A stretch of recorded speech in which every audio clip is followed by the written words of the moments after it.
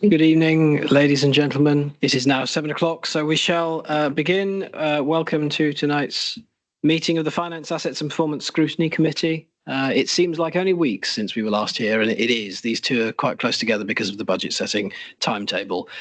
Item number 1 on the agenda is apologies for absence. I've received apologies from Councillor Allport, who is substituted by Councillor Grocott tonight, and from Councillor Parker, who is substituted by Councillor Jill Waring. Are there any other apologies for absence?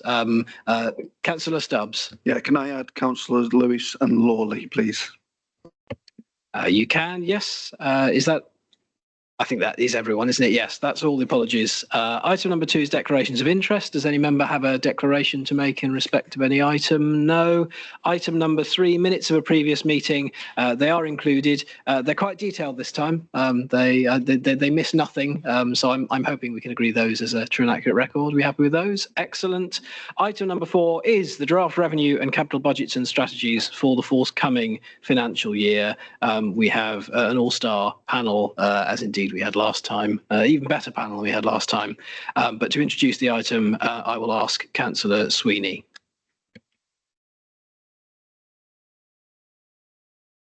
Thank you, Mr. Chairman. And this is the process that we go through. This is the next stage of it. And as I do every year, I'm going to read out a little bit of a report, and then we'll take questions. And I will answer what I can, and if I can't answer it, there's a young man sitting on my left-hand side who will be able to answer them. I feel fairly confident.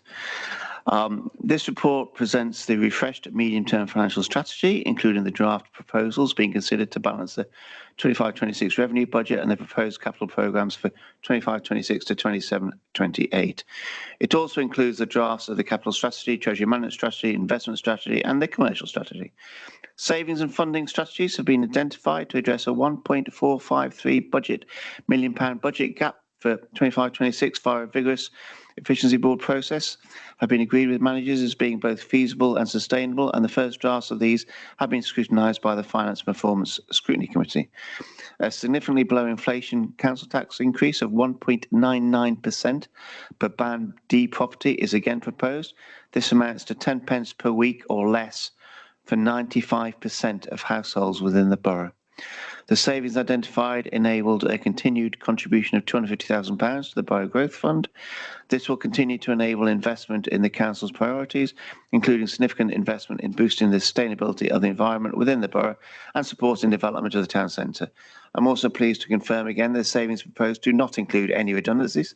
The capital programme for 25-26 to 27-28 is based on new schemes which are vital to ensure continued service delivery and assisting the council to achieve its corporate and service objectives as set out in the council plan. These schemes total 94.6 million, of which 23.7 million relates to 25-26. This includes schemes to regenerate the town centres, including schemes partially funded for major investment into the borough successfully secured via the Town Deals Fund for both Newcastle and Kidsgrove. Delivering the capital programme for 25-26 will require prudential borrowing to be undertaken. The impact of borrowing is included in the MTFS.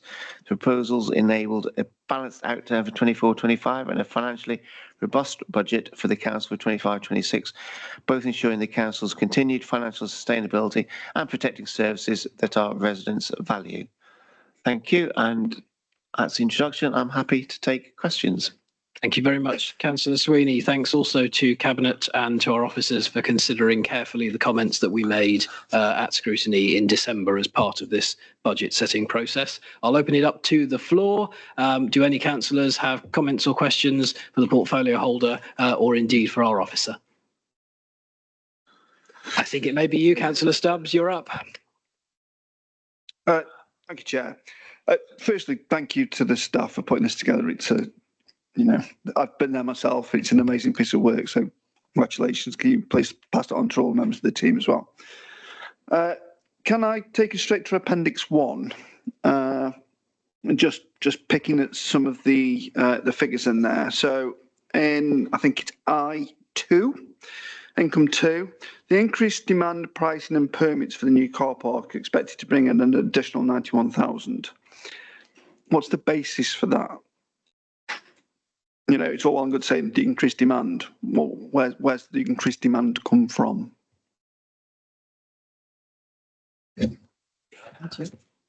I'll start if I can. Yeah,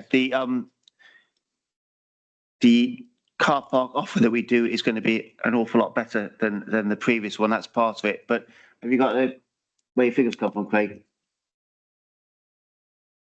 Yes, we did lots of modelling when we were agreeing the feasibility of the new car park. We think that having a safe car park will hopefully bring more people into the town centre, and then there's going to be lots more development around that area. So there should be an increased amount of demand. There's some slight pricing differences compared to our other car parks. In terms of short stay, the new car park will be pretty much the same as all our other car parks, but the longer you stay, there's a bit of an increase, and that should, yeah, it's open for 24 hours as well. So it should bring in that, and I think that's a pretty conservative estimate. Thank you. Through you, Chair. I mean, great. The only concern that I would bring up is, and it's not Newcastle, so it's probably an unfair comparison, but you only have to look across to our friends in the city, and they've built themselves a lovely new car park, and it's costing them money because whether it's been built in the wrong place, whether it's cost too much money, etc. I don't know, but I do worry about making a direct sort of comparison, but at the same time, you know, they've done it and it's costing them money, not making them money. The problem that Stoke have found is that they opened a new car park and didn't close any existing car parks, so they didn't have an increased demand. And they've just spread their butter thinly over the bread. We will be closing car parks to force people into the car park, the new car park, and it is slightly more expensive, but it won't be £1 after 1 p.m. You'll be paying charges during the afternoon and into the evening, and that's built into the model. So I think we're going to be different to Stoke because we are closing the midway. Moving further down, the 5,000 on I6, the fixed penalty notices.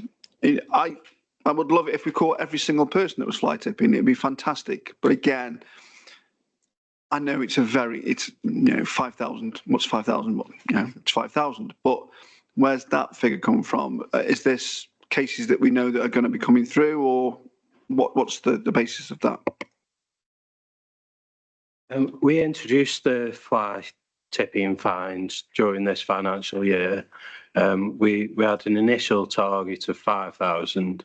We actually already achieved over 10,000. So it's based on actual money that we are receiving, and that should only grow. So again, I think that's probably a bit of a conservative estimate that might be worth revisiting during the year ahead of the following year's budgets.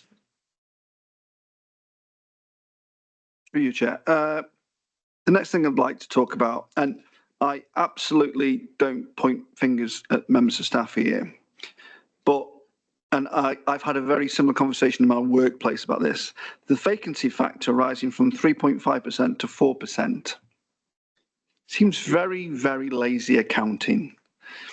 We know we need to find this extra money, but we don't know where we're going to find it, so we'll just smear it across the whole of the authority.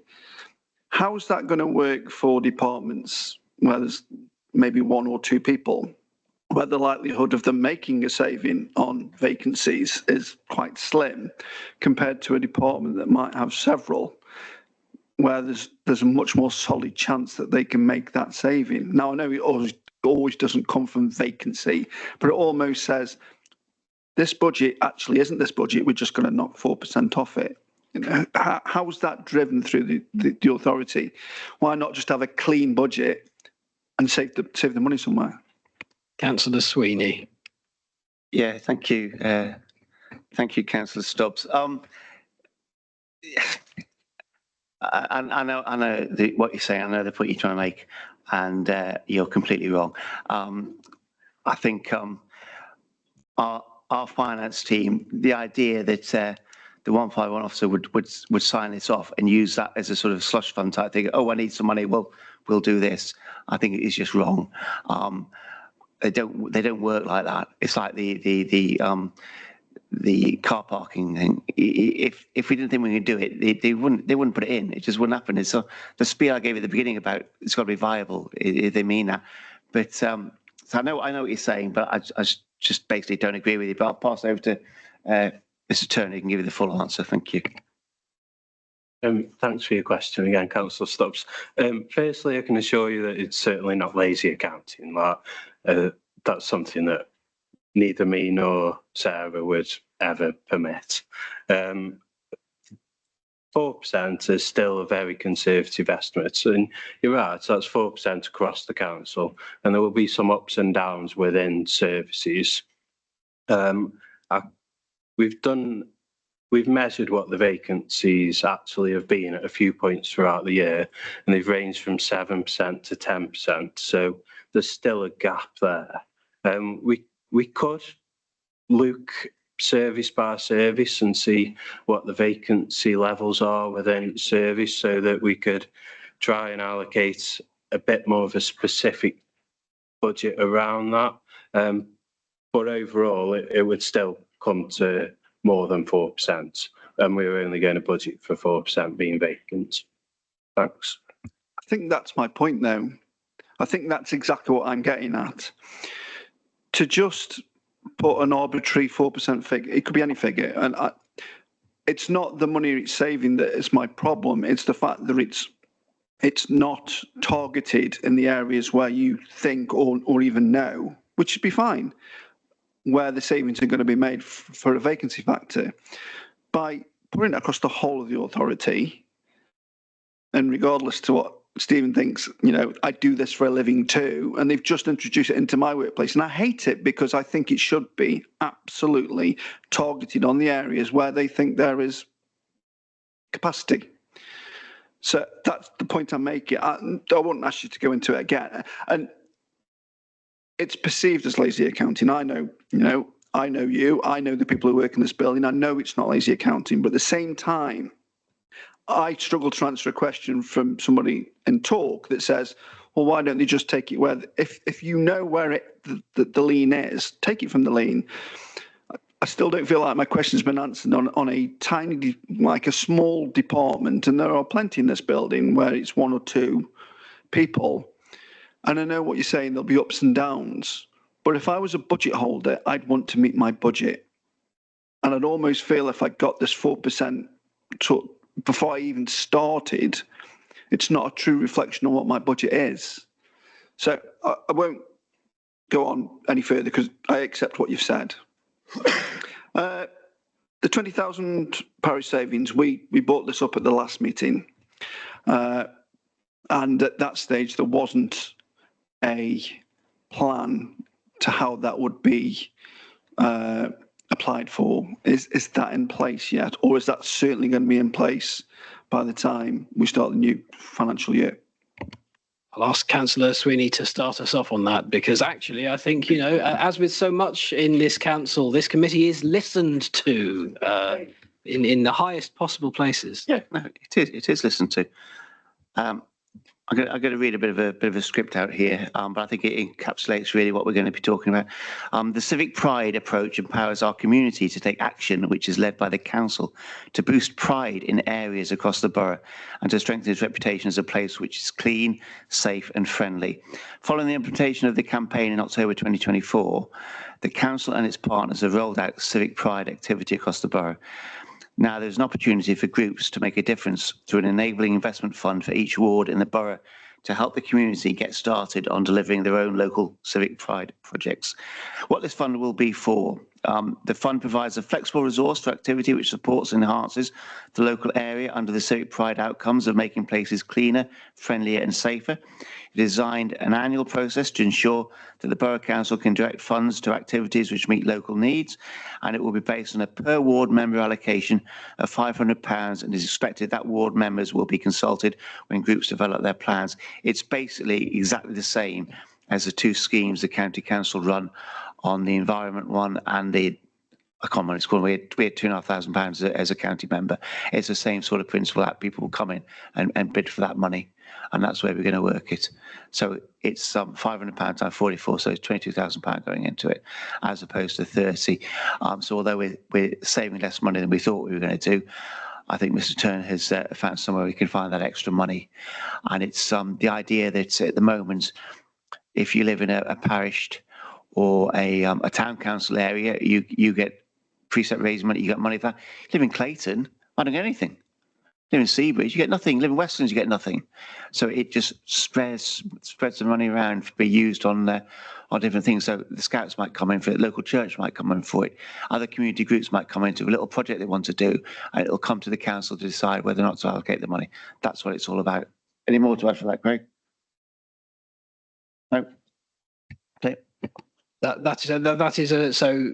It is So not. that's a reflected in complete the change from paperwork. what was mentioned at the last meeting. Completely different, because at the last meeting, and I know there wasn't a policy, but during that meeting, there was assurances made that parish councils could bid in for that money. And what you're telling me now is that they're now going to have to, and I think I called it a Hunger Games. It's certainly going to be a Hunger Games now, that anybody from a charitable group, from any sort of community group, can bid in for that money. So that's a direct loss to all parish councils that will be passed on to taxpayers in the parish areas, because they've got to find that money. That money's got to be replaced.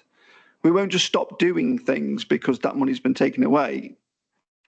Precepts will have to be raised, savings will have to be made. What I'm saying is that all you're doing there is passing the cost on to residents who lived in parish areas, because they'll all have to cover it, the loss. If you're taking that money away, there's a loss. It has to be covered. Yeah, I mean, the guidance will be developed for the fund ahead of the budget, including what will and will not be eligible. It's still a process in the making, this is Mike. But I'd counteract you and say, well, I live in Clayton. What do I get out of Clayton? I mean, it's not taking money off you. I'm taking money off you that the council gives to you. It could just as easily give it to Clayton as it could give it to Kidsgrove. I don't see the difference. It's not as if we're taking your money off you or money that you precepted, because you haven't. This is money that we gave you. Well, actually, yes, you are, because that money only comes to us for services that we provide in those parish areas. This isn't just about Kidsgrove. This is about all the parish areas. Yeah. Okay. So in a way, you are taking money away from the local residents. I mean, it used to be, and it's not ring-fenced anybody, but it used to be for things like allotments. The money for that would pay for that, as well as the small amounts of money that you get from the fees. I take your point that what are people in Clayton getting, but why don't they have a parish council then raise some money and deliver their own services? That's what we do. That's what people do in certain parts of the borough. So it is a reduction. My concern is that you're taking the money away and actually you're making it available for non-parish groups to apply for it. Okay, that's fine. Okay, I did see Councillor Paul Waring indicate. Is it on the same issue? So if councillors would like to reflect more widely on this, Councillor Waring. Okay, thanks. Yeah, just a point of clarification in relation to what Mike was just asking about. So Steve mentioned civic pride. Obviously, we're getting lots of information about that at the moment. But is this primarily where that 20,000 is going to sit? So do we need to apply via civic pride in order to access that fund, or will there be other opportunities later in the year? Thanks. No, it's called the Civic Pride Investment Fund, Paul, so it'll be for civic pride sort of things. But it's still being set up yet. We're not there yet. The further information will come by the time the budget meeting in February. It'll all be out there.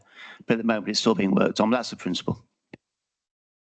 Go ahead, Councillor Stubbs. Just one more comment on that then. So I'm aware of a parish council that set their budget tonight, and they've had to set a budget. Yeah, yeah, they've set their budget tonight, and they had no knowledge of what you've just said until after they've set the budget. I've actually said to them, and this is cross-party, Paul and I have spoke about how we're going to put a bid together and what we're going to put a bid together for to try and get some money in to do something from a civic pride event, whether it's something in the Memorial Gardens, for example, because there's it's a key event this year. It just feels like it's all well and good making the change, and if we knew before tonight, that could have changed our budget, because our budget is small enough that things like this will affect it. If we'd have known that actually the competition to get that money is going to be even harder than we thought, then we might have changed the way that we set the budget tonight. So it's all well and good saying, oh, it'll be ready by March or April of it. You know, that's no good to people who've set precepts tonight and all through this next week. Okay, Craig, when did you first tell the parish council about this? We sent parish councils information out saying that the council tax support grant, which is what this grant is, was not going to be payable, and that a scheme would be reintroduced to allocate 10,000 between parish councils. That's what we sent in December, and so yeah, December. Because we're a listening cabinet and we listen to what the scrutiny committee said, we've opted from 10 to 22,000. Yeah, and you're both missing the thing that when we had that letter, there was no mention. There was a mention that there would be money available via a scheme, and the scheme in the space of 2 or 3 weeks has completely changed. Okay, one last thing from me, Chair. The borough-wide review of claimants' discounts, the £30,000. I think that might be the first time I've read that, or maybe it was in the last draft. Can we have a few more details about what that is? Because I would have thought that would be something that this committee might look at as well, just how that's going to happen. Thank you. That's a single person's discount review for council tax. It's a review that's undertaken periodically, probably every 4 or 5 years. Its aim is to identify people who are claiming the discount fraudulently. Okay, is that a simple writing to everybody saying we're just double checking, or is that going to be a little bit more detailed than that and using databases to check? It is that, because I kind of feel that something like that should probably come to us, because it feels a bit intrusive. But I'm not saying I wouldn't support it. I probably would, but it also feels quite intrusive and something that Scrutiny might have looked at. It's a county-wide review, so the county council are writing on it because they get the biggest benefits. So 80% of the fee. It's something that as a council we should be doing regardless. Gotcha.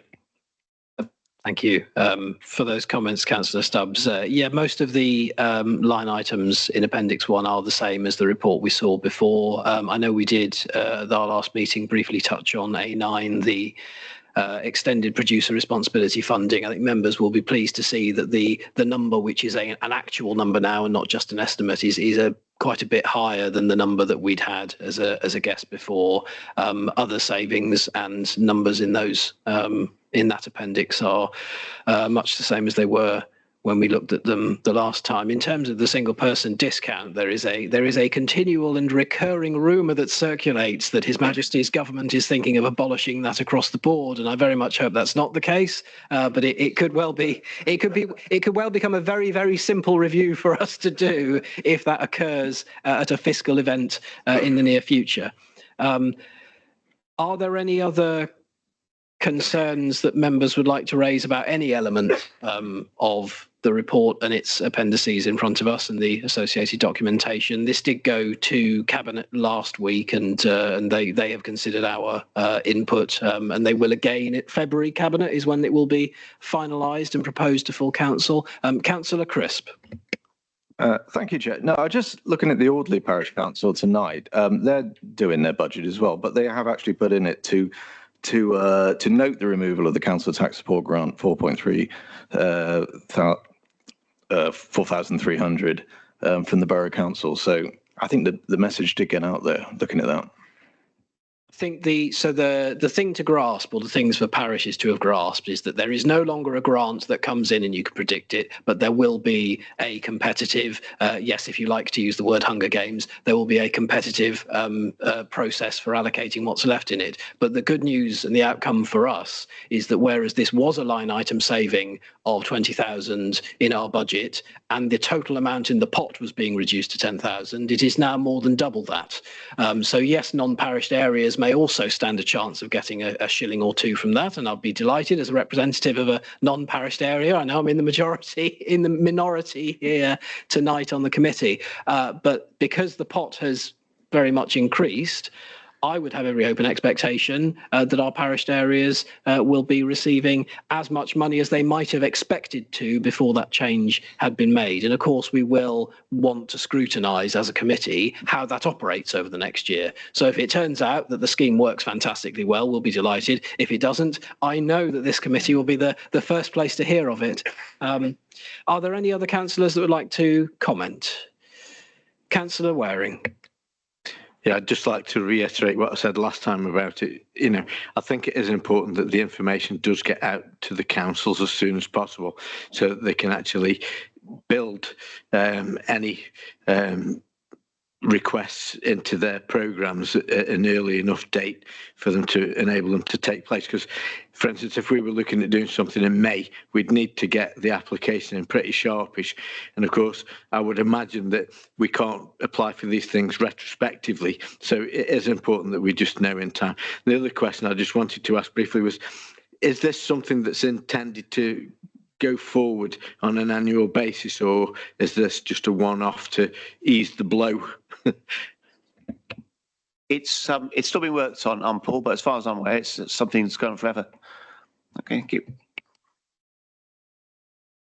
Thank you very much for that reassurance. On that basis, then, we've considered everything that's in the report. I'm just having a look to see what the recommendations are. Goodness me, there are 10 of them now, but that does include noting an awful lot of what we've seen. So I know we've not gone into it in detail, but I'm aware that all members will have read and digested that.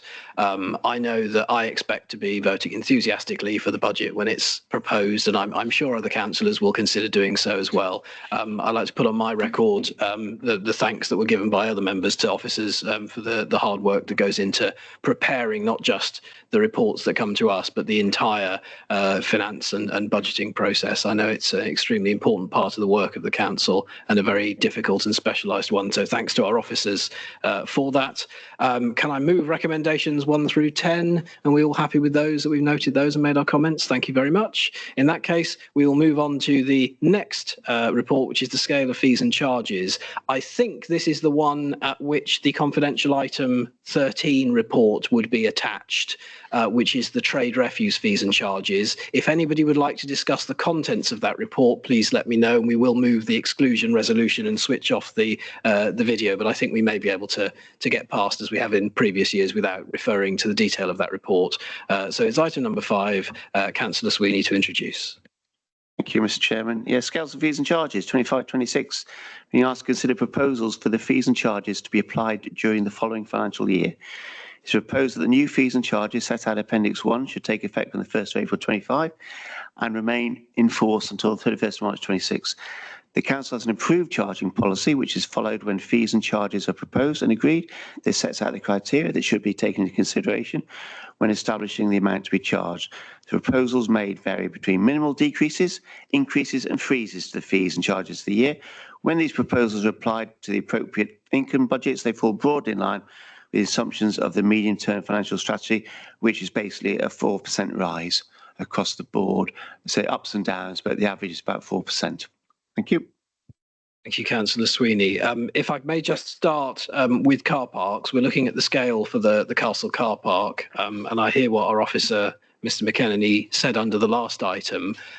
It is a better offer. What we're not increasing charges and squeezing demand in order to punish residents. We're actually offering them a much more flexible and a much better car park offer. Over and above what the Midway offers, the new car park is much better than that. So that is the context in which we're looking at, for example. So it is at the very first in the table of new charges is that Castle car park schedule of fees. Yeah, of course, Councillor Sweeney. When we first took over this council, you read the Daily Mail, and what a fine, upstanding publication that is, and it'll be full of stories of councils using the car driver as some sort of milk cow type thing, and we don't. We never have done in this borough. We've kept it down to the minimum. There are amounts of money we have to pay. We have to pay business rates. We have to pay for the staff to monitor these things, but we don't make a fortune out of these car parks. We never have, and we never will do. These are 4% rise on car, which I don't think with inflation. What is it now? It's just gone down. But it's going to go up pretty soon, isn't it? I don't think it's an unreasonable amount. I'm happy to support this. Thank you. Okay, are there any comments or concerns that members would like to raise about any of the detailed fees and charges? Councillor Grocott. Yes, thank you, Chair. It's just basically something that Councillor Lewis asked me to bring up. Obviously, she's not well tonight. In the previous meeting, she has mentioned that she wished that actually the fees would stay the same just because of the economical thing. So can we just please note that, please, going forward? Thank you. I think, Councillor Grocott, you can tell Councillor Lewis, I think we'd all like the fees to say nil. I certainly would. Thank you. Thank you very much. If other members don't have anything to say, I would just close them by saying, started at the top, looking at the bottom of the fees and charges list, leisure charges, and as I say, everything is going up. But I remember listening to the cabinet meeting last week that actually for Jubilee 2, for example, membership is buoyant, and we're actually 4,000. So we will see going forward whether or not our fees and charges are amenable to the people of the borough, but it seems reasonable to me that we've restricted them as much as we have done. Are there any other comments? No, in that case, that's the end of that item. Item number 6 is a recurring item. It's the Town Deal and Future High Streets Fund update. It's been a very short space of time since we last had one of these, so we may not have a huge amount to discuss. But Councillor Sweeney, would you like to introduce? Yeah, I've just got a little paragraph here that I've written. You say there's not much, but the pace that it goes at, yes. There's always something to talk about on Town Deal High Street Funds. Absolutely. Thanks to the fast pace at which this council has been moving on regeneration using the funding from the previous governments via Future High Streets Fund and the Town Deals, the projects are advancing and will continue to do so. We will continue injecting pace into our borough regeneration with funding spent and projects delivered by the required deadlines.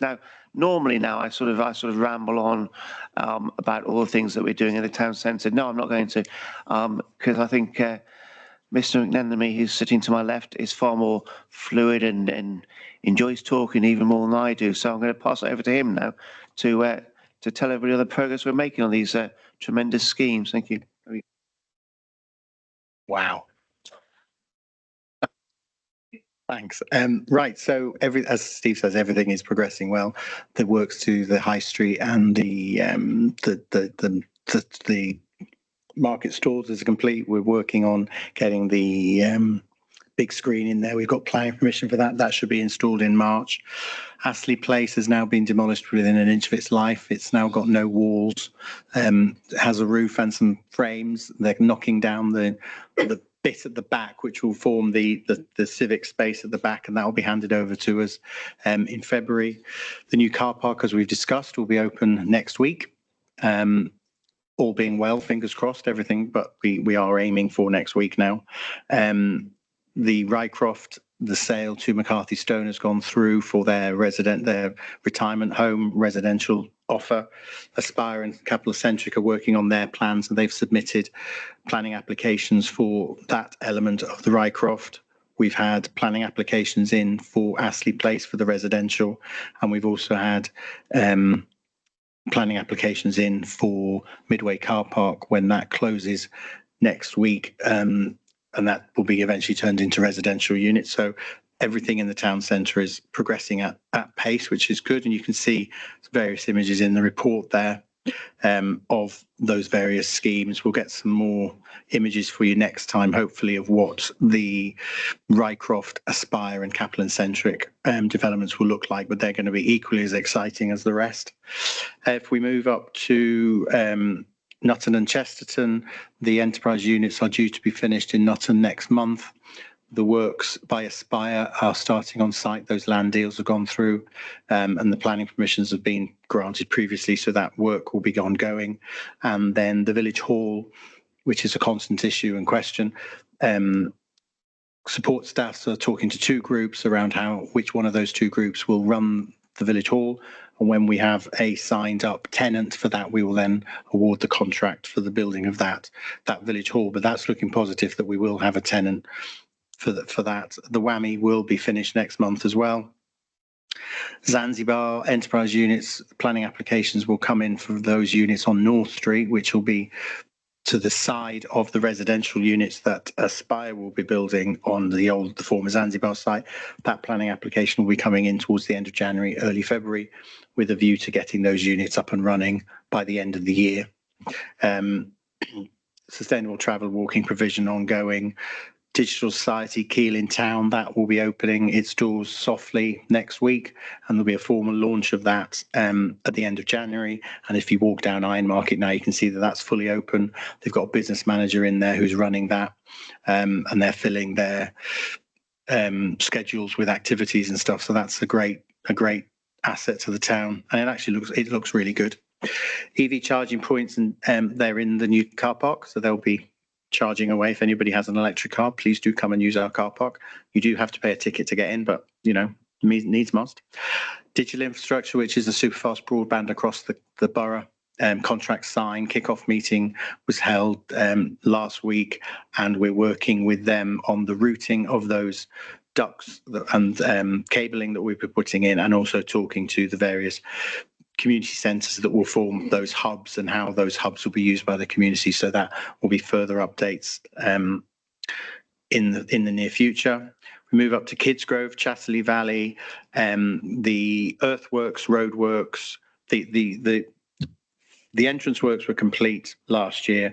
The roadworks internally and the foundation platforms for the buildings will be complete by March.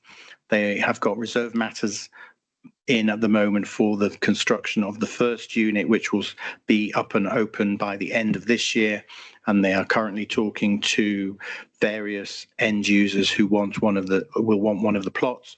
And just for clarity, I think the worry was that they're just going to be logistical type things. One of the very live prospects they're talking to is a European headquarters for an advanced automobile logistics supplier manufacturer, and that will be a headquarter building. So it's along the aspirations of us creating something there that has more than just logistical jobs, etc. Station works and the shared service hub and the canal pathways is our problem child, I'm not going to lie. Kidsgrove train station will be going to Kidsgrove board at the end of the month for a recommendation to undertake the survey works which are required to understand what is actually under the ground, because there's a lot of mine shafts and unstable ground. We have to do that survey work, because if we do anything to the station, even if we put new cladding to the ticketing office, Network Rail want us to guarantee that that's not going to sink into the ground. So we have to understand what's going on. So we're between a rock and a hard place on that one. So we do have to do that survey work. That will result in a cost of remediation, which we are looking to find from the LTF, which is the hangover from the HS2 monies. We are still seeking clarity from government on how that will work.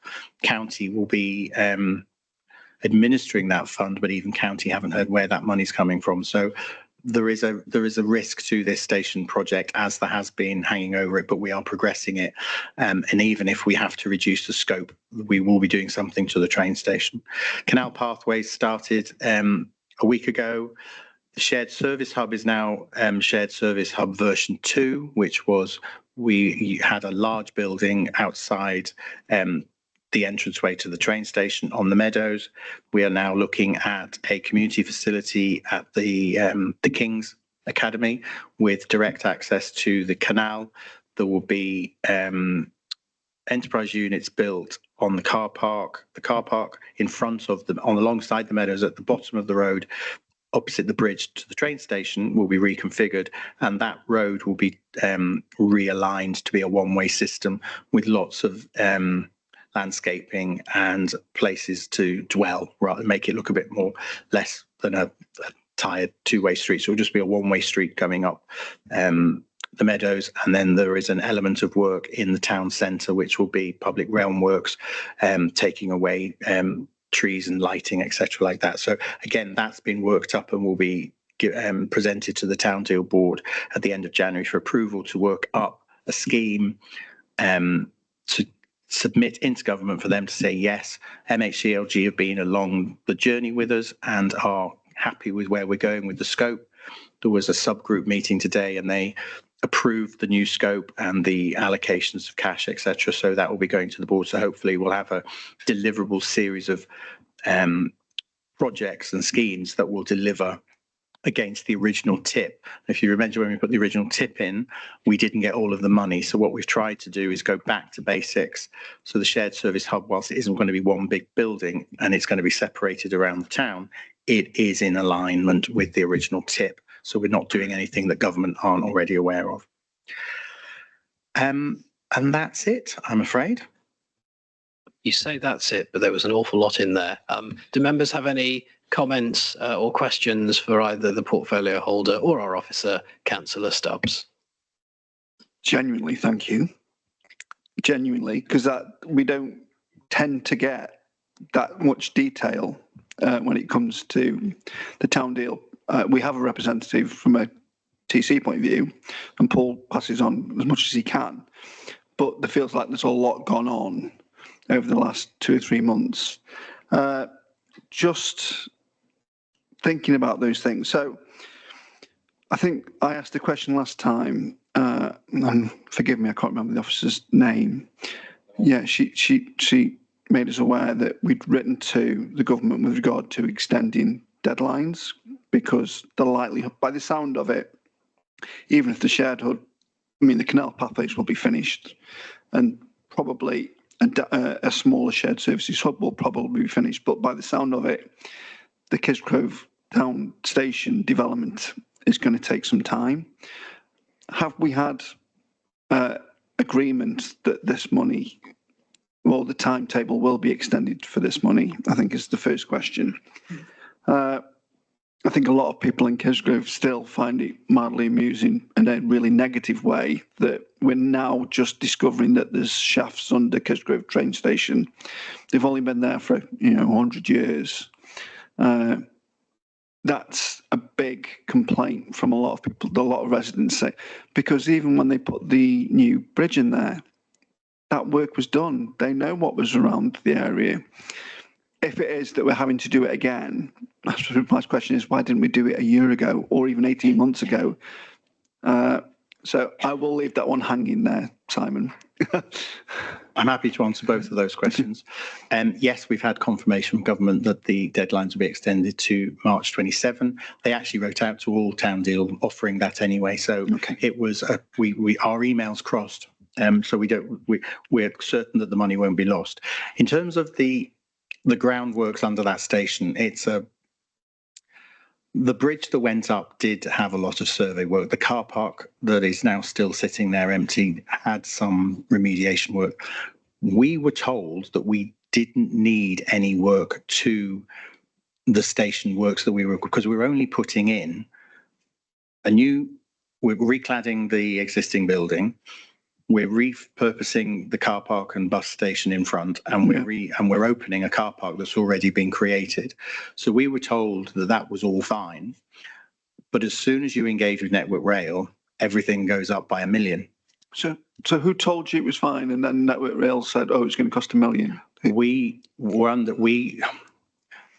haven't got the actual detail, but There was an understanding that everything had been done prior to it, because there was a lot of stabilization works in the car park for the bridge construction, etc.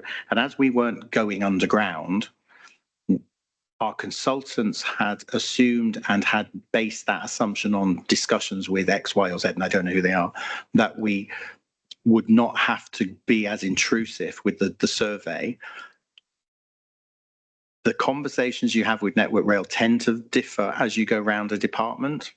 So as soon as we got the money, it became a problem and we needed to do it. And we have been working Could we have done the survey work last year? Absolutely not, because we didn't have the insurances or the permits in place that Network Rail put up that we needed to do. So every time we moved a little bit, we went back a couple of steps because, oh, you have to do this now. Oh, you have to do. And these were not the same things that had happened when the bridge was done. So it wasn't like we had, well, that's what you did with the bridge. We'll just move that model across. That's what we were working to, but it all changed. And then you've got the East Midlands Railway franchise as well, having a little bit of a say in it. And it was who's going to pay for this and who's going to get the permits, who's going to get the insurance. The insurance issue took around 10 months to sort out because the level of liability that Network Rail wanted was millions for long decades. It wasn't like and the risk and the cost of getting that were just piling onto the whole scheme. So it was like knitting fog at one point, but when we had to unpick it. So I understand the frustration, and yes, we do look a bit stupid because you did it before, why haven't you done it now? The game changed when we got the money. I think we probably need to be telling people that. And I know it's probably not good for partner working. I accept that. But at the moment, there's only one show in town who's getting the blame, and it's not Network Rail. No. And it's not East Midlands. No. It's us. Yeah. And it sounds unfairly. So we need to get that out there. One last simple question. You mentioned with regard to the major projects in Newcastle have all come in for planning. Will they go through strategic planning as well? They've already been to it. Oh, they've been to it. Yeah. Okay, great. And what we are planning to do, or what we think is probably going to be best, is if we take all schemes on the Rycroft, Yasti Place and Midway to one planning committee, because then you can see the interactions and the parallels between each of them. Thank you, Chair. Thank you very much, Councillor Stubbs, and thanks to our officer for those answers. Are there any other questions on this report? In that case, we will move on. Item number 7 is the greatly anticipated One Council review and next steps. It does include, at this committee's request, details from the staff survey. I know that we'd asked for both of those things to come to us. Councillor Sweeney, would you like to introduce? If I can start, please. I'll pass over George in a little while. I just want to read some lines out of the report. In 2020, the council was facing significant future financial challenges alongside the operational and strategic challenges of service delivery during the COVID-19 pandemic. Taking a forward-thinking approach, the council took the decision to face these challenges head-on and embark on a full-scale transformation which launched in 2021. The transformation delivered a new operating model alongside significant operational efficiencies measured in officer time and delivery costs. Central to the programme was a focus on culture and behaviours leading to improvements in staff engagement, as well as a renewed emphasis on organisational values designed to enhance the delivery of excellent services to residents. Teams and services were encouraged and supported to work together in order to create slick and efficient experience for our customers. A spend to save model was used with an outlay of £1.2 million over the life of the programme, which results in overall savings of £1.17 million per annum forever. Programme progress was tracked throughout via innovative use of Power BI tools and others, and a benefits tracker which supported live tracking and measurements of intended and realised benefits. Now, I eulogise over this every time I talk about it, and I'm going to do it now. I think this has been an absolutely fantastic achievement, this One Council approach. I think it's brilliant. I think the officer's done a superb job, and to take £1 million out of the budget and for residents not to know the difference. And we brought the staff with us. It's been a united thing. It's not been done to people. It's been done with people, which is the way these things should happen. And I think it's absolutely fantastic, fantastic achievement this council's made. And over the foresight a few years ago to think, hang on a bit, we're going to have to do something about this. And we did it. And this is what we got now. I think it's fantastic. I know what you're really interested in is the staff feedback. So I'll pass that over to Georgie if I can. Georgie, I think, has led on this, hasn't he, George? I think, and I think she's done a tremendous job as well. Thank you. Thank you, Councillor Sweeney. So the report sort of takes us through the life of One Council, which I'm sure you'll have seen over the years we've been running it, but it sort of outlines the operating model changes which sort of show that how the council is put together in terms of how we deliver those services, but also there's a table at the end of the report which talks about the sort of the various individual initiatives that we've put in place. So some of the ideas that came from the staff about what could we do to make things better. In there, for example, you'll see things like the fly tipping we talked about in the budget. So actually we improved that process, we digitised that process. Residents can now go and take a picture of a fly tip and date stamps to show exactly where it is on a map, and that process is much easier to report, and then also to collect and sort, and also then to make any prosecutions if necessary. So the end of that report then talks through those sort of individual things, and I think through the programme, at times it's felt like One Council was just customer services. I think that's what people saw on it, and hopefully this report gives that wider sort of and that deeper feel around the various different sort of inputs and outcomes that One Council has had. The One Council programme has now closed.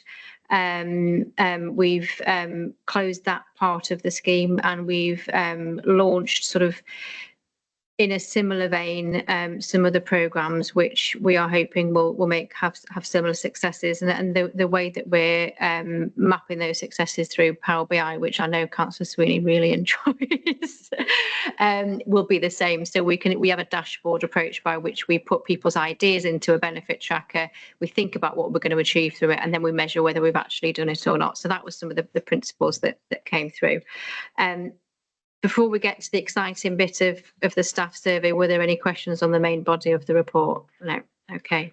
So we, as requested, as part of the staff survey, went out and asked some additional questions around One Council particularly.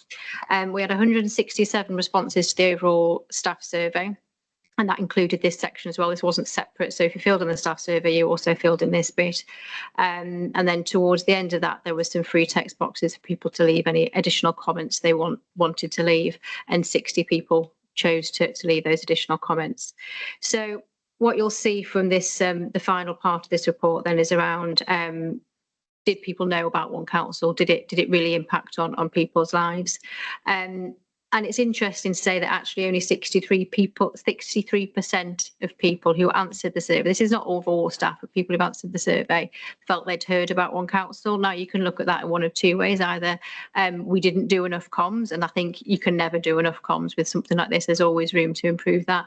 But also, I think it shows that it wasn't a devastating impact across the teams. People either were touched about it and it was fine, or it didn't really impact on people's work. And I think, as the report shows, we've done a lot of these improvements and outcomes without having a massive impact on how on the way people experience their roles. So section 2.2 then tells you about how it impacted on teams and individuals, and there's a fairly strong percentage there of people saying the impact was either positive or neutral on them. The changes in impact experienced, so the different sorts of change that people saw: digital change, process change, restructures, either an increase or a decrease in workload, and you can see the various percentages there as well. There was a section on communication, and again those respondents were fairly positive or neutral towards the communication and engagement around One Council.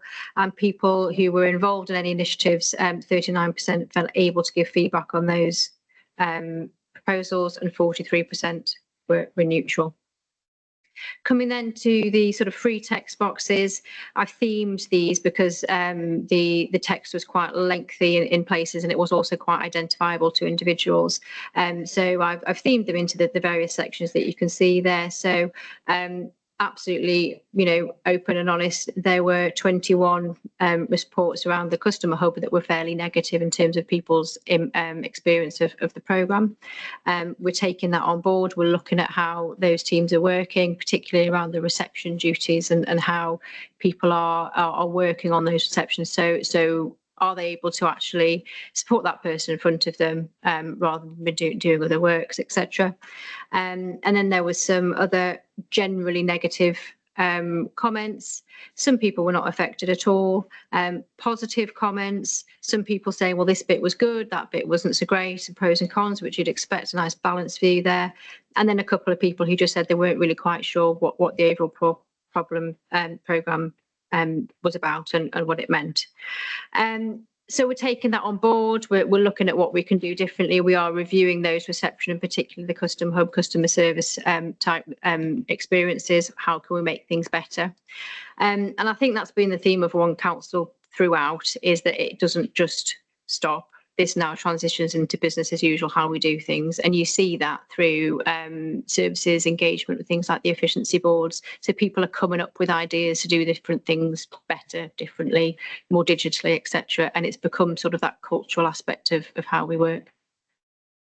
Any questions? Would anyone like to ask any questions about the staff survey element or about the wider report in front of us? As Councillor Sweeney said, he's something of an evangelist for this programme, which in my view has been very successful. It's, you know, for what was put into it, it's generated more than £1 million of savings per annum for the authority, and it's transformed a lot of what we do. Comments? Did I see Councillor Waring and Councillor Stubbs? So Councillor Waring first. Thanks, Chair. Yeah. I think it's been a fabulous programme.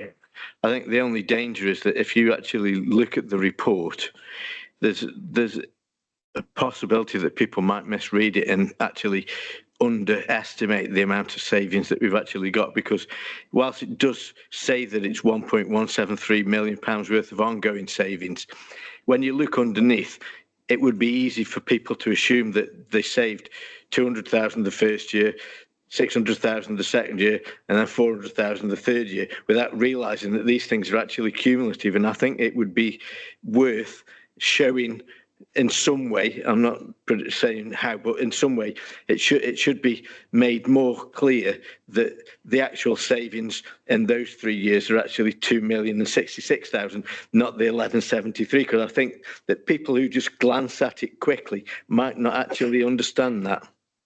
But other than that, I think it's great. I'm really pleased. Thank you. Of a big jar of pennies in the atrium, and Councillor Sweeney will explain to all of our customers, all of our taxpayers as they come in, exactly how that jar of pennies came to be. Councillor Stubbs. Just one request, please, Chair. Referring to the staff survey 2.2, and I say this lightheartedly, can we just have the data tables? Because by saying 81% felt their impact on the role had been positive or neutral, if that was 80% neutral and 1% positive, that would also mean that it was over 90% negative. You can write, it's like you're hiding statistics. We need to know what the split is of the positive and negative and neutral, because the neutral could be banded with the negative results. So can we just have the data tables, please? You can. I'm not sure I understand how those things could be voted like that. It's like writing Lib Dem leaflets. You can use.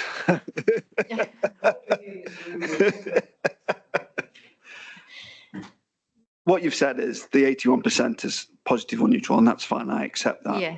But that doesn't tell me what the negative was, because if the neutral was a huge part of that positive and neutral, it would also mean that if you weighted the negative and neutral together, it would be 81% as well. Right. Okay. Yes. It's just that you've taken a positive spin, as you would, but it doesn't tell us what the downside may be.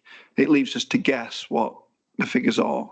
Okay. We've used the sort of net promoter score as we do with some of the other services in terms of trying to combine those things.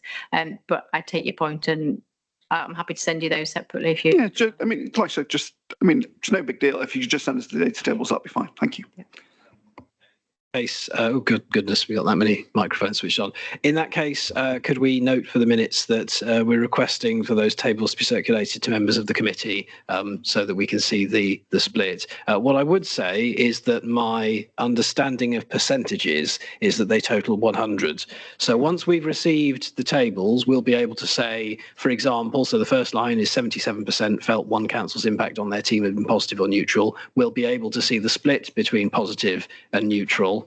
But if there are 77% positive comments, that leaves, or neutral, that leaves 23% negative. And I think that's what the tables will reflect when we see them. It could be even better than that. I suppose there could be some don't knows in there, but I imagine if you're asked to go positive, neutral or negative, there are only the three options really available. Yes, you're absolutely right. It is the remainder from 100%. That's why I was a bit confused as to how it could add up differently.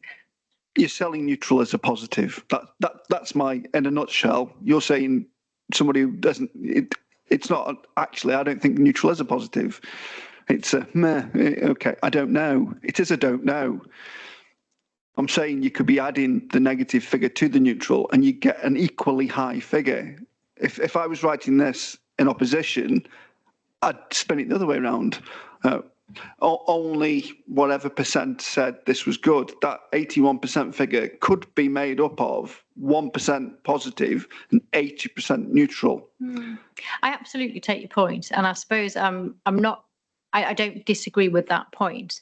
I think when you're talking about the impact of a change programme and the fact that the savings made and the differences made to the systems, the process, how we do things, actually a neutral response is we've done all that and it hasn't. I happily take lives. That. I accept that. Yeah. Has it not changed people's lives, but also we've realised all of the financial benefits that we were expecting. So, the programme has been a success and there are some people who are blithely unconcerned. And isn't that great? I hope our taxpayers all have the same experience of it, which is that it hasn't altered their lives in one way, but we're saving their money and actually we're dealing with them better in the future, thanks to the benefits of the programme. Councillor Waring, did you want to come back? Yeah, thanks, Chair. Yeah, I agree with what Mike's saying. And I think it would be useful for us to see how the numbers are split between positive, neutral and negative. But I actually think that if the answer is neutral, then that shows that it hasn't been negatively affected, which is the thing that we're concerned about here. The whole point in doing this exercise is to make sure that we haven't, by making these savings, made matters worse. So for me, a neutral is as good as a positive because we haven't actually made anything worse. So anyway. Councillor Bryan. But we also potentially haven't made it better. I suppose it's one person's interpretation of a question and another person's. It depends on whether you're an optimist or... Yeah. You've been reading my draft polling day literature for the Town Ward by-election. No, different party. Thanks very much for those comments. We did ask for this report to come forward, and we're going to receive the data table for that impact on teams' roles and outcome. Before I ask Councillor Sweeney to summarise, did anybody else want to make any particular comments? Thanks very much then to our officers for that additional report, but also for the very comprehensive wind-up report on the One Council programme itself. It's a proper meaty piece of work, and I found it very interesting to read. I know I've experienced, along with Councillor Bryan as Vice Chair, that process going on for a long time now. And what you will see in the main report, the one on which our recommendations appear, in addition to all of the other things like the finance implications, the equality impact and the UN Sustainable Development Goals, we do also now measure, or we require our officers who are compiling the reports to say, have you considered the programmes of work, including One Council's children, which are one commercial council, one digital council and one green council. Councillor Grocott, you wanted to come in. Yes, thanks, Chair. We're just going to ask you on the 38% that said the workload had gone up. Have we followed that up by saying how they thought might be affecting them, performance-wise or health-wise, just going forward? Because the survey gave the option of anonymity, we don't exactly know who those individuals are, but I would expect all team managers to be checking in with their teams, and talking about, is your workload manageable? So we have the normal appraisal processes, the one-to-ones, etc. So that work goes on anyway. But yes, I do agree that's something that we need to sort of just make sure that we're keeping people well and safe in work. Yeah. Thank you, Councillor Sweeney then. Yeah, thank you, Mr. Chairman. It's a bit of summing up, really. It's a bit of the topical news at the moment, really. So I might as well talk about it a little while. The well-being of our staff is very important. I do worry that current uncertainty because the threat by the government of reorganisation will have an effect, with staff being worried about their futures. During the One Council programme and the changes associated, our staff were not only consulted, but helped to design the improvement to services. I don't see the government asking council staff for their views before they announce their council merger and scrapping plans. The leader and myself have sought an urgent meeting with union colleagues next week, in fact, to discuss the threat of local government reorganisation, and the leader will report back at full council with their views. Okay, thank you. Thanks very much for that, Councillor Sweeney. You will not tempt us, because we will not be tempted to talk about local government reorganisation. It's not on the agenda. We will certainly have some time at full council to discuss it, and members will be reassured that it is probably this committee that would be in charge of scrutinising any forthcoming or proposed reorganisation of local government. Thank you very much then to our officers for the report and for Councillor Sweeney for defending it. Are we okay to vote through the recommendations on that report? Thank you very much. Item number 8 is the work programme. At our next meeting, we will have the regular, we'll have the quarterly figures that we normally expect, and an update on the commercial strategy, and once again, progress on the Town Deal and Future High Street funds. We may be lucky enough to tempt Simon back to give us a comprehensive update, particularly on what's going on in Kidsgrove. That's the work programme. I don't propose to add anything to it at this stage in the municipal year.